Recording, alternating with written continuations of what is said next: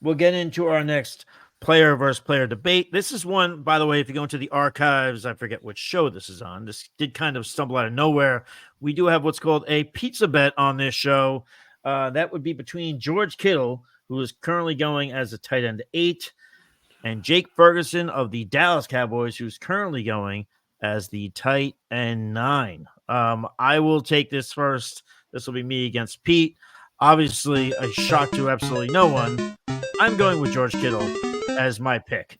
And like one of the big things is people always talk about, they always say, oh, well, there's so many mouths to feed. There's so many mouths to feed.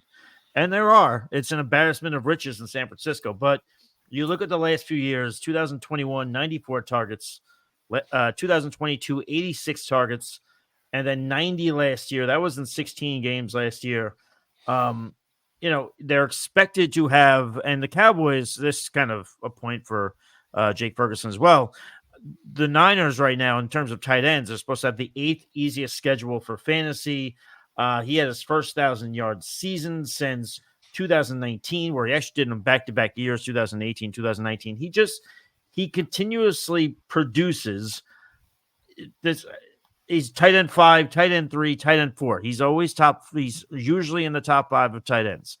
The problem you run into with George Kittle is he's feast or famine at certain times. Like there was, if you take a look at, where's this stat I have here? In 2023, he had 9 games as a top 12 tight end. In the other 7 games, his best finish was 20th. So I know I'm not really helping my cause here by saying that. I'm just trying to be transparent with you all. I think George Kittle, at the end of the day, at the end of the season, he's going to be one of the top tight ends. He always turns out to be that way. He tied Deebo Samuel last year with a 19% target share. So there's also that. That goes into the point where, well, there's too many mouths to feed. Well, there are, but Kittle's still getting his share. Kittle is also going to score touchdowns. He had that 1 year in 2022, which this was after when Brock Purdy came in. He finished with 11 touchdowns. That's not what Kittle's going to give you. He's going to give you like 6 to 8 touchdowns. But still, I think this is a tight end that more often than not, he's going to produce for you. He's going to produce in the high level. He's always averaging more than 10 yards per reception. Last year was the highest of his career with 15.7. And this offense is only going to get, yes, it's crazy to think this offense could get better, but it's going to get better as Purdy gets more and more comfortable in this Kyle Shanahan offense. You look at those 5 games in 2022 where he came in for an injured Jimmy Garoppolo, and then last year you saw the offense open up more. So I think that benefits a Kittle. I think you're getting Kittle at a decent cost. I would say look at, depending on the league format, those top tight ends are going to go quick, and then Kittle's just going to kind of hang out there. But so too is Jake Ferguson. They're one spot apart. For me, I'm going George Kittle here. Yes, I know I'm going to take a game or two where it's going to be not so hot and I might need him, but I'm going to take those big boom weeks. I especially love George Kittle in best ball. So George Kittle would be my play between he and Jake Ferguson. Pete, what says you? Yeah, I've always been a George Kittle fan. I think he's so good for the game of football and just the charisma that he brings off the field. I love him, and it is hard for me to take Ferguson over Kittle. But I think for me, the stats that stick out for Ferguson is, he was targeted. The Cowboys targeted the tight end position 8th most in the NFL in 2023. Ferguson saw 102 of those 126 targets. And the Cowboys were 8th in passing attempts in 2023. They have a weak running game, and Ferguson has a chance to be the number 2 receiving option in this offense. Last season, he had 5 top 6 finishes, and he had 10 finishes inside the top 12. So I would say Ferguson's a pretty safe bet in terms of week to week. You pretty much know what you're getting.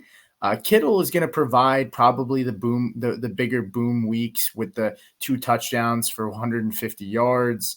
But Ferguson's going to be a guy that I feel like you can rely on a week-to-week basis to get the job done. Kittle, the problem with him for me is that there's so many mouths to feed in this offense, and there's just times where he's just not schemed into the game plan. Unfortunately, he's just too good of a blocker. like they want to use him to block. And unfortunately, those games that there's times where we don't even see him touch the football until third or fourth quarter. Not because he's not capable of providing production, but just because this offense has so many different weapons. The one thing I would give him as a benefit is, when one guy goes down on that offense, he benefits and he comes in and they use him just like and you want to own him. If Debo's out for a couple of games or Ayuk or McCaffrey, so there is that risk if you don't draft him that he has that capability of being the tight end one, because when one guy goes down, they force feed him and they give him the ball. So I really do like Ferguson over Kittle here. We obviously have a pizza bet on it. I want which as you'll many lose, which is fine. But another thing too to keep in mind is the 49ers passed the ball at one of the lowest rates in the NFL last year, which is actually pretty surprising. I think they were in the bottom 10 for passing attempts. So there's only so many mouths to feed. There's three amazing pass catchers outside of him. They just brought in two other rookie wide receivers. So, I mean, there's a lot of competition, and they've shown us that they don't need to use him. He's a luxury at this point for them. They don't need to unless one of those guys goes down. So.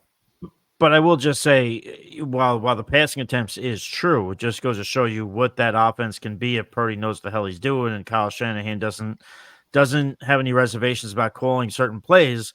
You did have Kittle, Debo, Ayuk go over for 1,000 yards. Yeah. So there is that potential where that could still happen, even with the fewer pass attempts. I do get what you're saying though about Ferguson. We're probably going to talk about this more, especially with Anthony, that Cowboys wide receiver 2. I mean, it's not as barren as the Pittsburgh Steelers, who we discussed earlier, but there is kind of that question mark of like, all right, like who's going to be that guy? It could be Jake Ferguson. I would say Ferguson would probably have the better potential to give you more consistent weeks, as opposed to there's Kittle, who's going to have, again, the games, and I'm not doing this to be an asshole, but there was the game against the Cowboys where he went off.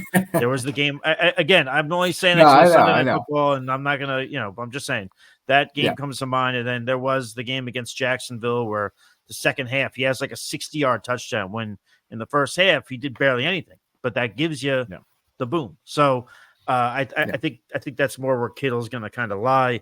Anthony, do you have any thoughts on this? Jake Ferguson and George Kittle? I mean, in the FFPC, which is tight end premium, Jake Ferguson, his current ADP is 51.6. Kittle is 63rd. So right now, the money seems to be going in Ferguson's direction. It's hard. Wait, I'm sorry. That's where you in the FFPC, okay. in their Fantasy Pros tournament. I think if you are looking for that consistency, I probably would go Jake Ferguson here. And obviously, like, Kittle's going to have those spike weeks, but what do you do if you put him in your lineup and he's having a few of those dud games, which he is prone to do? A couple of points on Ferguson. 16.9% of team targets. That's 90th percentile. Average yards per route run, 1.5 for his 72nd percentile. Targeted on 25% of his routes at 74th percentile, and a 6 catch rate, which is 73rd percentile. But the one that explodes off the page for me, and this is something that could go stay the same or actually could regress a little bit with Ezekiel Elliott there, is that Ferguson was number 1 at tight end in red zone targets at the position. Does Zeke cut into that a little bit? I think so, because they brought him back to convert those missed opportunities from Tony Pollard. But like, if you look at it all, like, Jake Ferguson is ascending tight end with a lot fewer threats for targets on this Dallas offense, unless Jalen Tolbert takes a step up. Of course, Cooks is there. I'm talking about outside the obvious. Yeah. It's Jalen Ferguson or bust. The Zeke thing is a good point, because I can't tell you how many times Anthony texted me on a Sunday during the Cowboys game when the Cowboys were in the red zone, and he would say, "What would happen if Zeke was here?" That was unfortunately for Anthony. It was literally like a weekly basis where he would text that and say that to me. You know? I just to put things in perspective of how bad it was in the Cowboys red zone. Tony Pollard had the second most red zone touches of any running back. Oh God, the second most, and he had 6 total touchdowns. That's dog shit. That's not dog shit. Not what you want.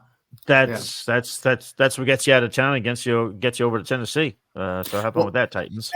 And the only other thing I wanted to add, and then we Zeke had 5 total touchdowns in that offense, New England. There you go. He's not so washed like people thought, but anyway, go ahead, Pete.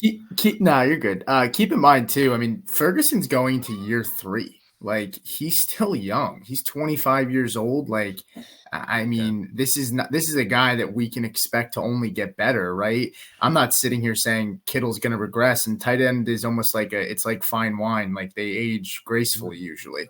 But I just feel like he's young. He's coming into year 3. He had a breakout season last year. They need a guy to step up into that pretty much that number 2 role outside of Brandon Cooks, but he's getting up there in age too. And the FFPC pretty much solidifies kind of how I feel, because that's tight end premium, right? And that's why the ADP has Ferguson ahead of him, because the floor is higher. He's going to catch more passes. He's going to be more involved, which makes sense. We did our ADP just strictly off of PPR, and it has, I believe, it has Kittle, right? We have Kittle. I think Kittle is just above in PPR. Yeah. Right. Yeah. Well, it's the 1.5 points first. Right. By 1. Right. So it's those receptions that are bringing him up. And that just kind of proves the point of, Ferguson's going to be a safer week to week start. But if you're some crazy dude out there who likes to draft 2 tight ends, Kittle can be a guy if you draft him and then you believe in another tight end that you can get a couple rounds later, that can be a safer play. Maybe maybe a flex play. Yeah, I don't advocate for that, but FFPC you could start up to 3 tight ends, Anthony, there, or 4? Yes, 4. 4, right? Yeah, was 4. Okay. Yeah, so that's a league where you could definitely do that. Are you guys betting total points for the year, fantasy points, or are you doing head to head each week? No, yeah, we were doing fantasy points. Yeah. And then I think we have a caveat. I like Kittle in that aspect. I think total fantasy points. I think Kittle comes out on top in regular PPR. We have a void in the bet if either guy misses I think 6 or more games. So that's a George Kittle. I mean, rule.